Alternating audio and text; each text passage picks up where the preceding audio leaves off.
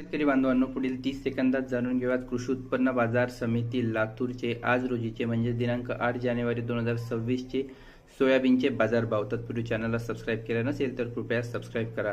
आवक झालेली आहे 10,924 क्विंटलची। किमान दर मिळाला आहे 4,600 रुपयांचा, कमाल दर मिळाला आहे 5,125 रुपयांचा, तर सरासरी दर मिळाला आहे 4,950 रुपयांपर्यंत। म्हणजे साधारण एक 4800 ते 5000 पर्यंत आपल्याला सरासरी दर लातूर बाजारपेठेमध्ये दिसत आहेत। मागील काही दिवसांचा विचार केला तर 300 ते 350 रुपयांची वाढ आपल्याला दिसत आहे। यामागचं मुख्य कारण म्हणजे आवकेमध्ये झालेली घट। यामागे दोन कारण आहे। पहिलं कारण, बहुतांश शेतकऱ्यांकडे आता सोयाबीन अजिबात शिल्लक नाहीये। बऱ्याचशा शेतकऱ्यांनी सोयाबीन नोव्हेंबरमध्ये व्यापाऱ्यांना विकलेलं आहे 3900, 40, 4100च्या भावाने। ज्या शेतकऱ्यांची होल्डिंग कॅपॅसिटी होती, ज्यांच्याकडे अजूनही सोयाबीन आहे, ते आपली सोयाबीन नाफेडला देत आहे। एक नाफेडला दिलेली आहे किंवा नाफेडला देत आहे। नाफेडचा भाव 5,328 रुपयांचा आहे आणि बहुतांश ठिकाणी नाफेडचे खरेदी केंद्र सुरू झालेले आहे। त्यामुळे साहजिकच मुख्य